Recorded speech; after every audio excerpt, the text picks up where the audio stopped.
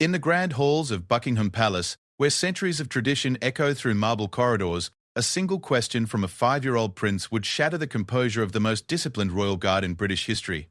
What started as an ordinary Tuesday morning would become a viral moment that touched millions of hearts worldwide, revealing the human side of those sworn to protect the crown. The image spread like wildfire across social media. A towering guard in his iconic red uniform and bearskin hat, tears streaming down his face as a small boy in navy shorts looked up at him with innocent curiosity. But this wasn't just another royal photo opportunity. This was the moment when duty met humanity, when protocol collided with pure emotion, and when the world glimpsed the extraordinary bond between a protector and the child he's sworn to guard with his life. Behind that viral photograph lies a story of courage, sacrifice, and the unexpected wisdom of a young prince who asked the one question no one else dared to voice. A question so simple yet so profound that it would change not only the life of Sergeant James Mitchell, but the very way the royal family approaches the delicate balance between security and humanity. This is the true story of what happened that day, and the remarkable events that led to that unforgettable moment when a royal guard's tears revealed a truth that would resonate far beyond the palace walls. Sergeant James Mitchell had always believed that showing emotion was a sign of weakness. Standing at 6 feet 4 inches tall with shoulders that could carry the weight of the world, he represented everything the British public expected from their royal guards. His uniform was pressed to perfection, his posture unwavering, and his dedication to protecting the royal family was absolute. For 12 years he had served with distinction, earning respect from colleagues and superiors alike. But nothing in his extensive training had prepared him for the events that would unfold on a seemingly ordinary Tuesday morning in March. The day began like any other at Buckingham Palace. James arrived at 4:30 in the morning, going through his meticulous routine of preparing for duty.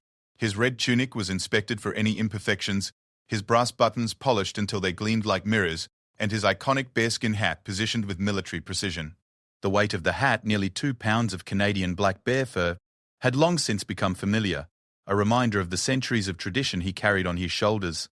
As the sun rose over London, James took his position at the palace's main entrance. The morning shift was typically quiet, with only staff members and early deliveries requiring his attention. He stood motionless, his eyes scanning the surroundings with the practiced vigilance of a man whose job demanded constant awareness. To passers-by, he appeared like a statue, an immovable guardian frozen in time.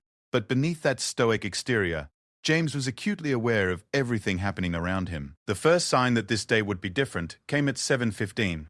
When Princess Catherine walked through the corridors with Prince Louis at her side.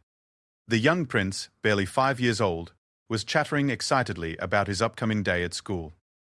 His backpack, decorated with cartoon characters, bounced against his small frame as he practically skipped alongside his mother. James had seen the prince countless times before, but something about the boy's energy that morning seemed particularly infectious. Prince Louis had always been curious about the guards. Unlike his older siblings, who had grown accustomed to the constant presence of security, Louis maintained a childlike fascination with these towering figures in their elaborate uniforms. He would often pause during his walks through the palace, studying the guards with the intense concentration only a young child could muster. His questions to his parents about the guards had become a regular occurrence, much to the amusement of the royal staff. That morning, as Princess Catherine guided Louis toward the exit, the young prince suddenly stopped in his tracks. His eyes had locked onto James, and for a moment, the two simply observed each other. James maintained his professional composure, but he couldn't help noticing the genuine curiosity in the boy's bright blue eyes. There was something different about this encounter, something that felt more personal than the usual casual glances they had exchanged in the past. Princess Catherine noticed her son's fascination and gently encouraged him to continue walking, but Louis remained rooted to the spot, his small head tilted slightly as he studied James with the kind of innocent intensity that only children possess. The princess, understanding her son's curious nature, allowed him a moment to satisfy his interest before they needed to leave for school. James had been in similar situations before. Royal children often showed interest in the guards, and he had perfected the art of remaining professional while still acknowledging their presence appropriately. He maintained his position, his gaze fixed straight ahead, but he was acutely aware of the young prince's continued observation. There was something in the boy's expression that suggested he was working up the courage to ask something important.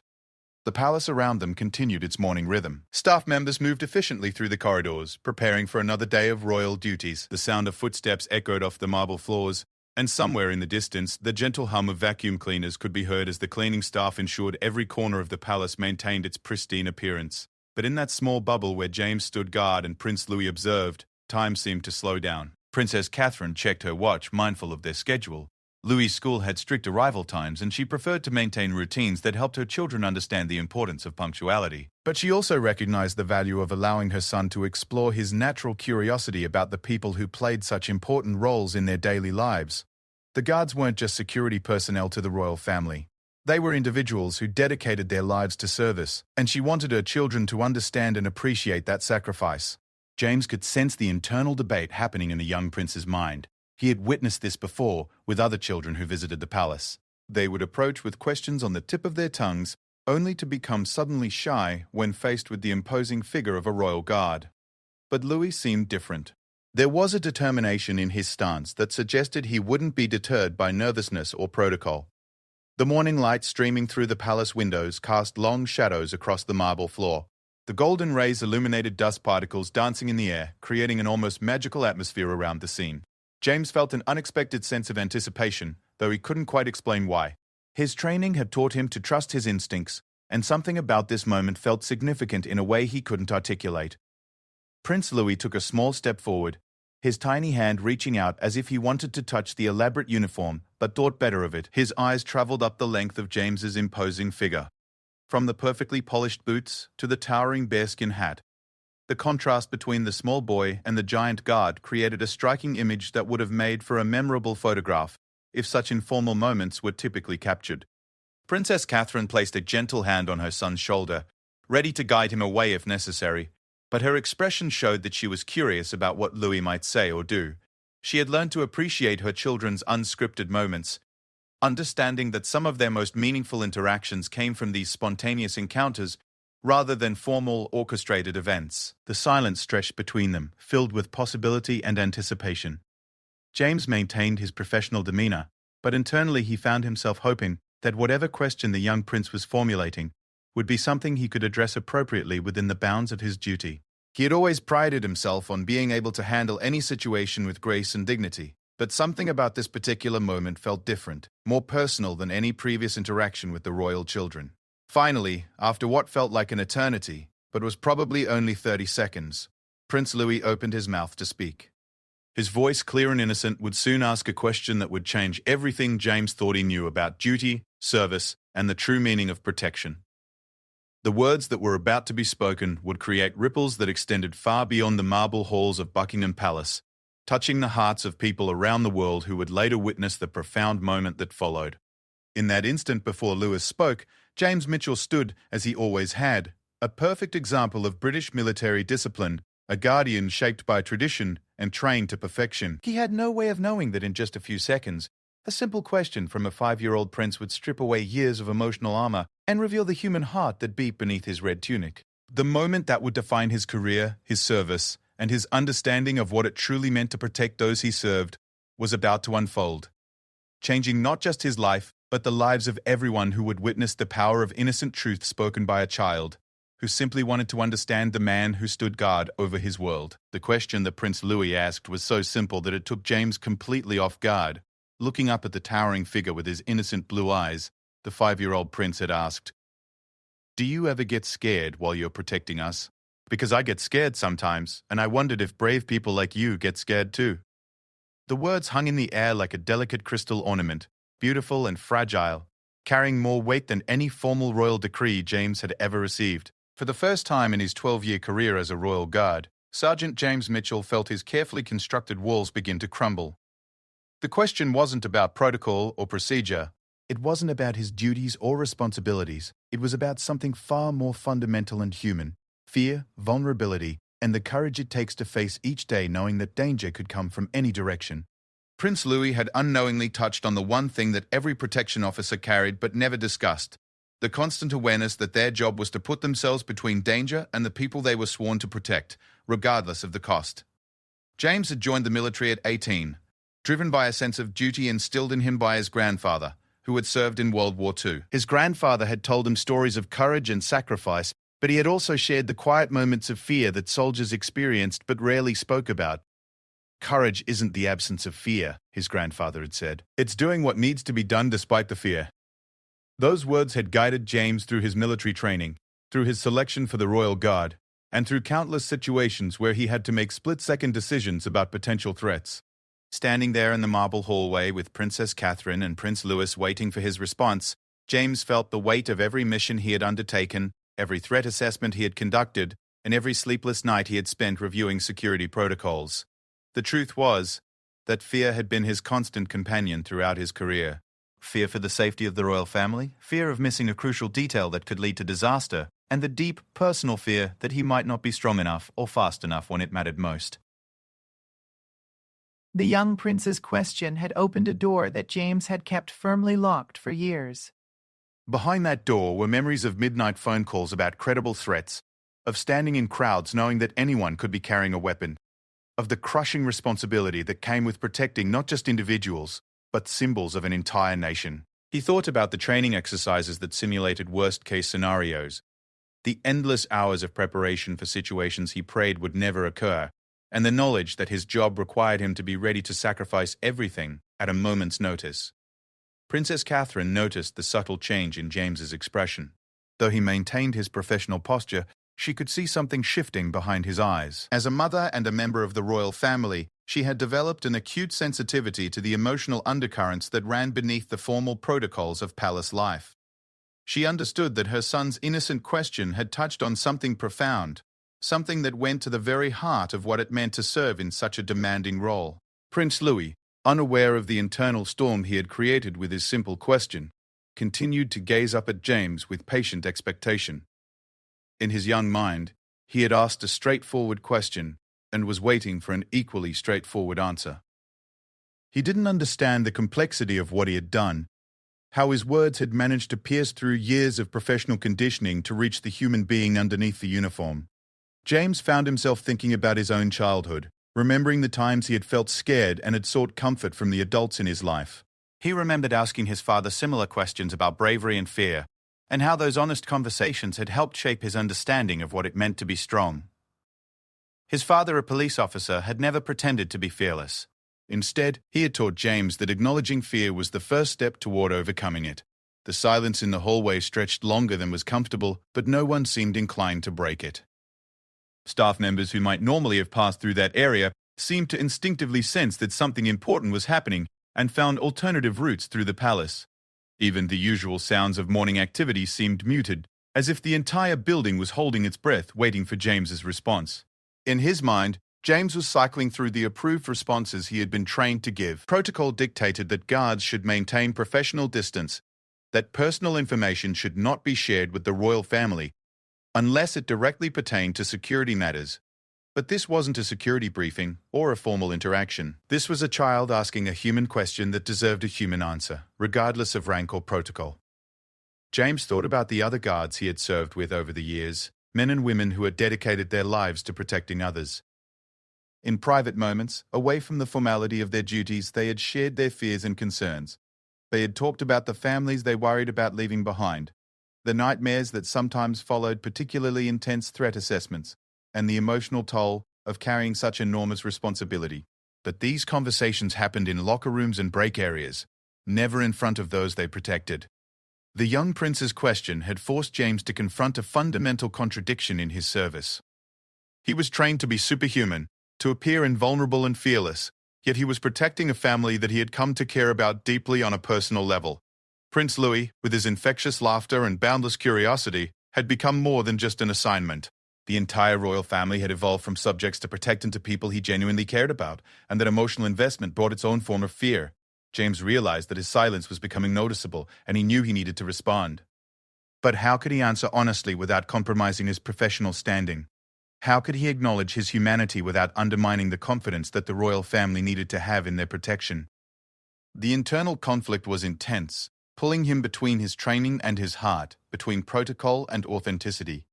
Princess Catherine seemed to sense his struggle. She had always appreciated the dedication of the palace staff and understood the personal sacrifices they made in service to her family.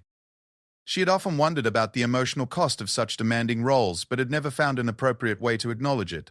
Her son's innocent question had created an unexpected opportunity for a moment of genuine human connection that transcended the formal boundaries of their relationship. Looking down at Prince Louis, James saw not just a member of the royal family, but a child who was trying to understand the world around him. The prince's question wasn't born from idle curiosity. It came from his own experiences with fear and his desire to understand how others dealt with those same emotions. In that moment, James realized that answering honestly might be more valuable than maintaining professional distance. The weight of his decision settled on his shoulders like his heavy ceremonial uniform. Whatever he said next would set a precedent, not just for his own service, but potentially for how the royal family and their protection officers related to each other going forward. He could feel the significance of the moment building like the pressure before a thunderstorm, and he knew that his response would reveal more about his character than any performance review or commendation ever could. James took a barely perceptible breath, preparing to speak words that would bridge the gap between duty and humanity, between the guard and the man, between the protector and the person who sometimes needed protecting himself. The answer he was about to give would surprise everyone present, including himself, and would set in motion a series of events that would change not only his own life, but also the way the royal household understood the human cost of absolute dedication to service. When James finally spoke, his voice was lower and softer than his usual commanding tone. "Yes, Your Highness," he said, his eyes meeting Prince Louis for the first time since the question was asked. "I do get scared sometimes." Every person who truly cares about protecting someone important feels that fear, because it means we understand how precious the people we guard really are. The words came out before he could stop them, honest and raw, carrying with them years of suppressed emotion and carefully hidden vulnerability. The moment James spoke those words, something fundamental shifted in the hallway. Princess Catherine's expression softened with understanding and what appeared to be deep respect for his honesty. Prince Louis's face lit up with the kind of pure joy that only children can display when they realize that even the strongest adults in their world share the same feelings they do.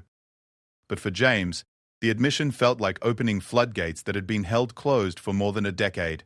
Tears began to well up in James's eyes, and despite every fiber of his training screaming at him to maintain composure, he found himself unable to stop them. The emotional release was overwhelming, like a dam bursting after holding back years of accumulated pressure. He had spent so long being the invulnerable protector, the unwavering guardian, that he had forgotten how to acknowledge his own humanity. Prince Louis's question had not just asked about fear, it had given him permission to feel it, to own it, and to share it. The tears that now flowed down James's cheeks weren't tears of weakness or failure. They were tears of recognition, of finally being seen as a complete person rather than just a function. They were tears for every sleepless night he had spent reviewing security protocols, every family gathering he had missed because of duty, and every moment of genuine terror he had experienced when faced with potential threats to the people he protected. Most of all, they were tears of gratitude for a 5-year-old prince who had the courage to ask the question that no adult had ever dared to pose. Prince Louis, rather than being alarmed by the sight of the crying god, stepped closer with the fearless compassion that defined his young character. "It's okay to be scared," he said in his clear, innocent voice. "Mummy told me that being brave doesn't mean you're not scared. It means you do important things even when you're scared. You must be very, very brave." His words, spoken with the uncomplicated wisdom of childhood, hit James with more force than any military commendation he had ever received. The interaction was being witnessed by several palace staff members who had quietly gathered at a respectful distance, drawn by the unusual scene unfolding in their typically formal workplace. Among them was Mrs. Eleanor Hartwell, the palace's head of housekeeping, who had worked at Buckingham Palace for 37 years. She had seen thousands of interactions between the royal family and their staff, but nothing quite like this. The genuine emotion and human connection on display was unlike anything the formal protocols had ever produced. Also watching was Detective Chief Inspector Sarah Matthews, James's immediate supervisor in the Royal Protection Unit. She had worked with James for 8 years and had always respected his professionalism and dedication. But seeing him in this moment of vulnerability gave her a new perspective on the emotional toll that their work extracted from everyone involved.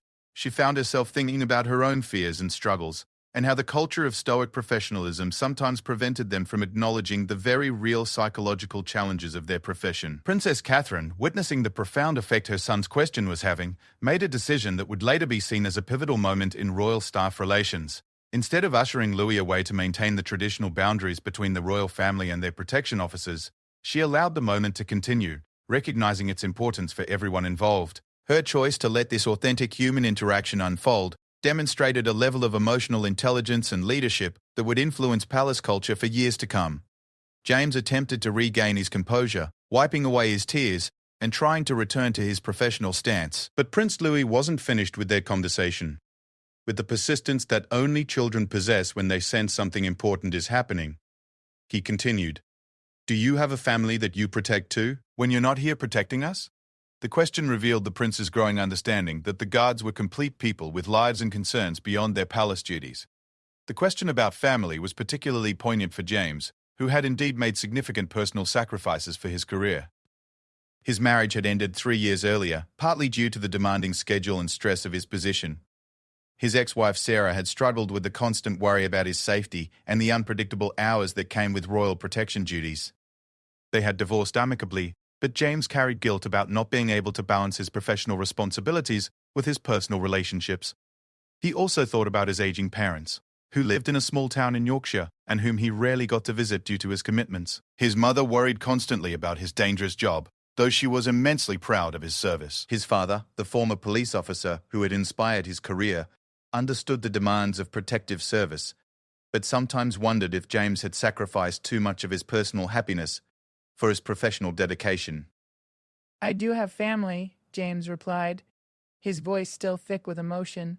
"My parents live far away, and I don't get to see them as often as I'd like because my job here is so important. But protecting your family helps me feel like I'm taking care of everyone I love, even when I can't be with them all the time." His answer revealed the complex web of duty, sacrifice, and love that motivated his service. Prince Louis processed this information with the serious concentration of a child trying to understand adult complexities. After a moment, he asked, "Would you like me to draw you a picture? When I miss someone, I draw pictures, and it makes me feel better. I could draw your family so you could keep them with you here." The offer, made with such genuine care and innocence, threatened to break James's composure entirely. The kindness in the young prince's offer highlighted something beautiful about their unexpected conversation. It had evolved from a simple question about fear into a deeper discussion about love, sacrifice, and the ways people take care of each other. Prince Louis, despite his young age, had intuitively understood that James's service came at a personal cost, and he wanted to offer comfort in the only way he knew how. Princess Catherine watched this exchange with growing amazement at her son's emotional maturity and natural empathy. She realized that this conversation was teaching Louis valuable lessons about compassion, service, and the complexity of adult emotions. Rather than shielding him from the reality of what protective service entailed, she was allowing him to develop a deeper appreciation for the people who dedicated their lives to keeping his family safe. The ripple effects of this moment were already beginning to spread throughout the palace. Other staff members who witnessed or heard about the interaction found themselves reflecting on their own relationships with the royal family and with each other. The rigid professional boundaries that had always defined palace life were being gently challenged by the simple honesty of a child's questions and the brave vulnerability of a guard's answers. James accepted Prince Louis's offer to draw a picture, knowing that the child's artwork would become one of his most treasured possessions. As he knelt down to the prince's level to properly thank him, the sight of the imposing royal guard lowering himself to speak with the small boy created an image that perfectly captured the transformation taking place. Power and authority were giving way to human connection, and tradition was making room for authentic emotional expression. What started as a routine morning at Buckingham Palace had become something unprecedented, a genuine conversation between a member of the royal family and their protector that acknowledged the full humanity of both participants. The consequences of this breakthrough moment would continue to unfold in ways that no one present could have anticipated, changing not just individual lives, but institutional culture itself. Word of the extraordinary interaction between Prince Louis and Sergeant James Mitchell spread through Buckingham Palace like wildfire, carried by the staff members who had witnessed the profound moment. By afternoon, nearly everyone working in the palace had heard some version of the story, and the reactions varied from surprise to deep emotional resonance. Many long-serving staff members found themselves reflecting on their own relationships with the royal family and reconsidering the emotional walls they had built around their professional duties. Mrs. Eleanor Hartwell, the head of housekeeping, was particularly moved by what she had witnessed. During her 37 years of service, she had maintained strict professional boundaries, treating her role as purely functional, despite developing genuine affection for the royal family members she served. That evening, she called her own adult children for the first time in weeks, inspired by Prince Louis's questions to examine her own relationships and the way she showed care for others. Detective Chief Inspector Sarah Matthews faced a more complex challenge. As James's supervisor, she needed to address what had happened from an administrative perspective, while also recognizing the profound human significance of the moment. That afternoon, she requested a private meeting with James to discuss the incident. But her approach was unlike any professional consultation she had ever conducted. "James," she began, "I need to talk to you about what happened this morning, but not in the way you might expect. I've been thinking about Prince Louis's question, and I realize that in all my years of supervising protection officers, I've never asked any of you the same thing. I've assumed you were all superhuman, that the fear and doubt I sometimes feel as a leader didn't affect the people under my command. But watching you this morning made me understand how wrong I've been." The conversation that followed was unlike any they had shared in their 8 years of working together. Sarah admitted that she often felt overwhelmed by the responsibility of coordinating royal protection, but she worried constantly about missing threats or making decisions that could endanger the people they protected. She shared her own struggles with work-life balance and the way the job's demands had affected her personal relationships. James found himself opening up about aspects of his service he had never discussed with anyone. He talked about the nightmares that sometimes followed high-threat events, the constant mental calculations he made about escape routes and potential dangers, and the way his hypervigilance had made it difficult to relax even during his time off. Most importantly, he shared how Prince Louis's question had forced him to confront the emotional cost of appearing invulnerable when he was, in fact, deeply human. Their conversation led to a groundbreaking decision. Sarah proposed implementing regular support sessions for all royal protection officers, creating a safe space where they could discuss the psychological challenges of their work without fear of being seen as weak or unsuitable for duty. It was an acknowledgement that protecting others required not just physical courage but emotional resilience, and that both needed to be actively maintained rather than simply assumed. Meanwhile, Prince Louis had returned from school that afternoon, full of questions about his morning conversation with James. At dinner with his parents and siblings, he recounted the interaction with the excitement of someone who had made an important discovery. "I asked the guard if he gets scared and he said yes, and then he cried, but they were good tears because he said I helped him understand something important," Louis explained to his family. Prince William and Princess Catherine exchanged meaningful looks as they listened to their son's account. They had always tried to teach their children about empathy and service, but Louis had demonstrated both qualities in a way that surpassed their expectations. His natural ability to connect with others and his courage in asking difficult questions had created something beautiful and unexpected. The conversation at the royal dinner table that evening was unlike most they had shared. Instead of focusing on official duties and scheduled events, they found themselves discussing the human side of palace life and the people who made their world function. Prince George and Princess Charlotte listened with growing interest as their parents explained more about the sacrifices made by the palace staff and the importance of recognizing their full humanity. 3 days later, an unprecedented event occurred. Prince Louis, with his mother's help, had created the drawing he had promised James. But instead of simply delivering it privately, Princess Catherine made the extraordinary decision to present it during a formal staff appreciation ceremony that had been hastily organized. The ceremony itself was unusual. Staff appreciation events typically involved brief, formal acknowledgements rather than personal interactions. When Princess Catherine called James forward to receive Prince Louis's drawing, the entire assembled palace staff watched in amazement.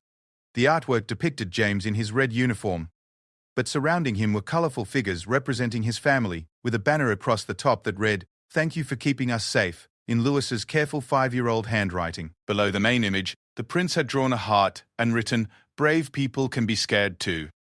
James's reaction to receiving the drawing was immediate and profound.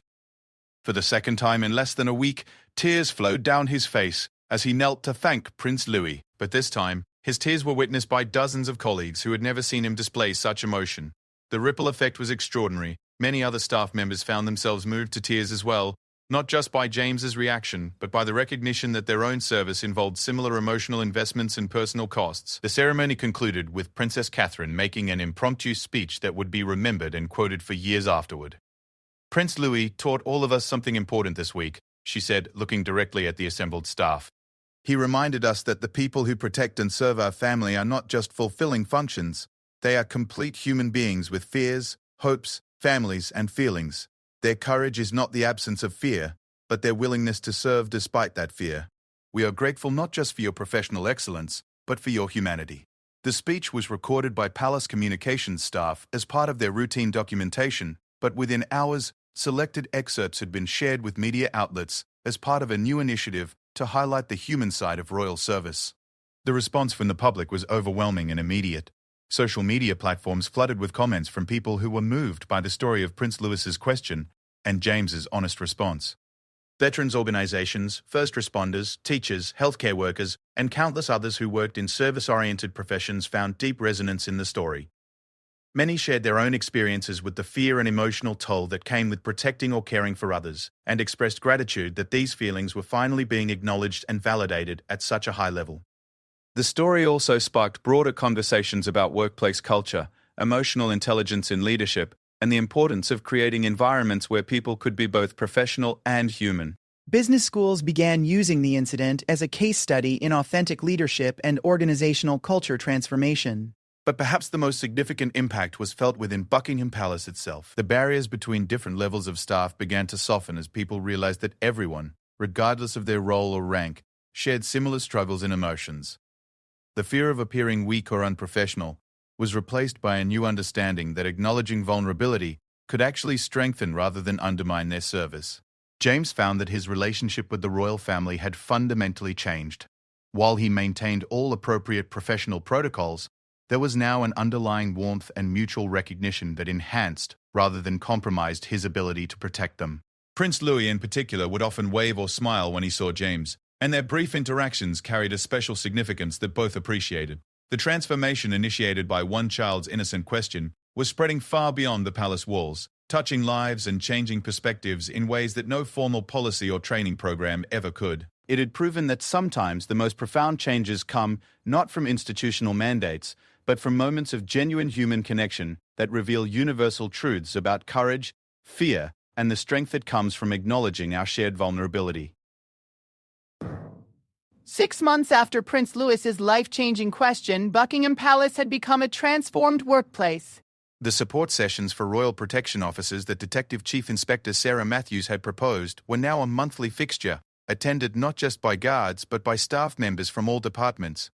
What had started as a crisis intervention had evolved into a comprehensive approach to workplace well-being that was being studied and replicated by organizations around the world. James Mitchell found himself at the center of this transformation, though he never sought the spotlight. His willingness to be vulnerable in that crucial moment had opened doors for conversations that were reshaping how the entire royal household functioned. He had been invited to speak at conferences about emotional resilience in high-pressure careers, and his story was featured in training programs for protection officers across multiple countries. The most remarkable change, however, was in James's personal life. The emotional breakthrough he had experienced with Prince Louis had given him the courage to rebuild relationships he had sacrificed for his career. He had reconnected with his parents, visiting them regularly for the first time in years. The conversations they shared were deeper and more meaningful than ever before, as James was finally able to articulate both the challenges and the profound satisfaction he found in his work. More surprisingly, James had also reached out to his ex-wife Sarah. Their divorce had been painful but amicable, and both had wondered if things might have been different if they had been able to communicate more openly about the emotional realities of his career. While they didn't reconcile romantically, they developed a friendship based on mutual understanding and respect.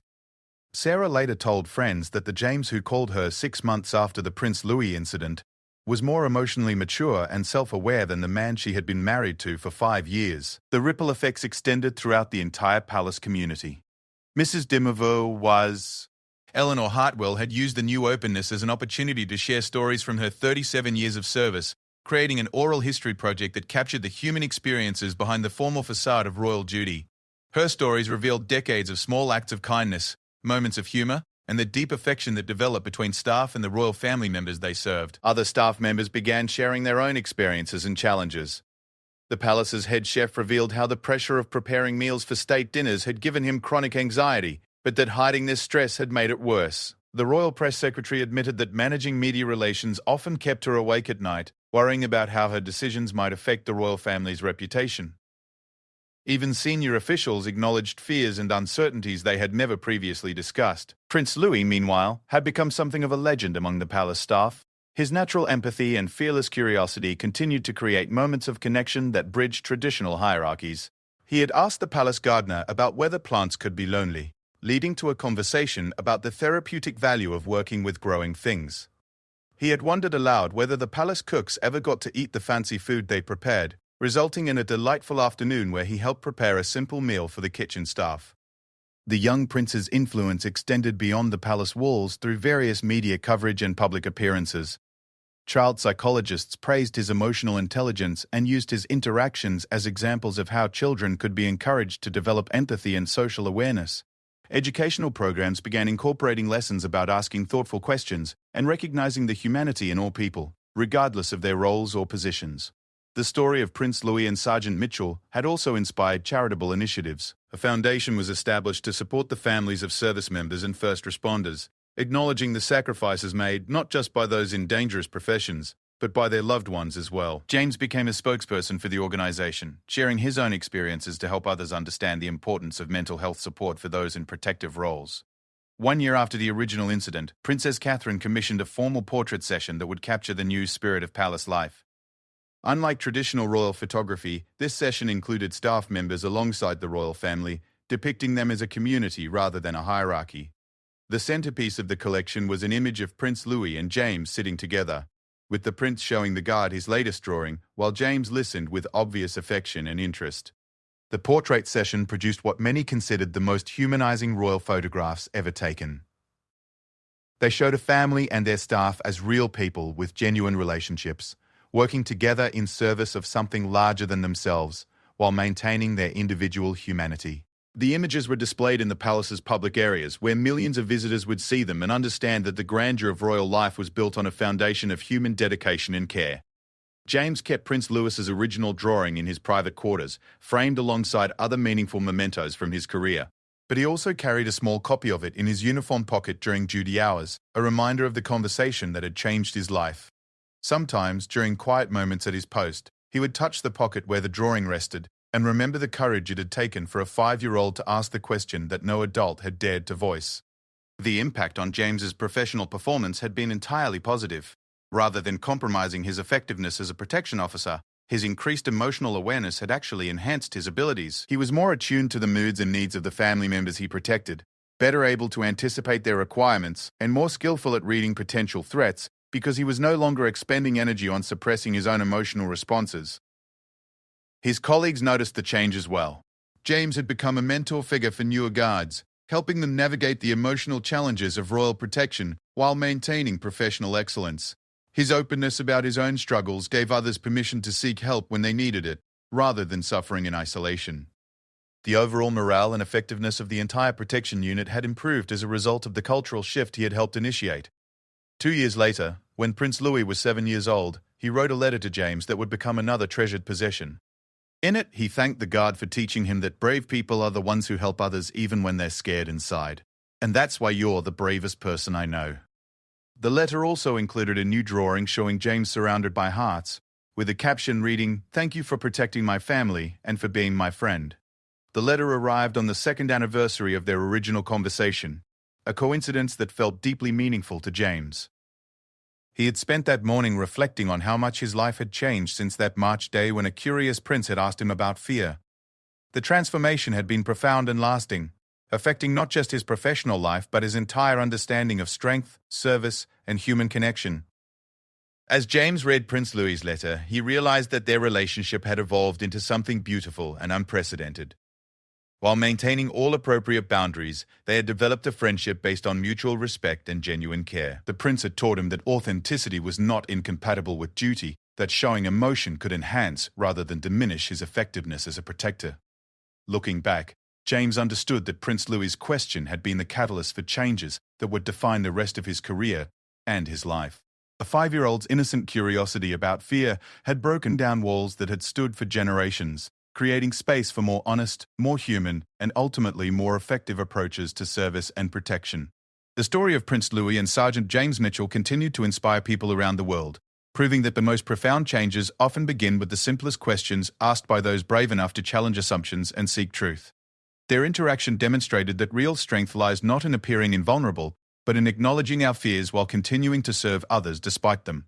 It showed that when we allow ourselves to be seen as complete human beings, we don't become less effective in our roles. We become more authentic, more connected, and ultimately more capable of creating positive change in the world around us. In the end, a moment that began with tears of vulnerability had become a source of strength that would continue to influence lives and institutions for generations to come. Prince Louis had asked about fear, but what he had really discovered was courage, not just in Sergeant Mitchell, but in himself and in everyone who witnessed the power of authentic human connection to transform even the most traditional and formal of environments.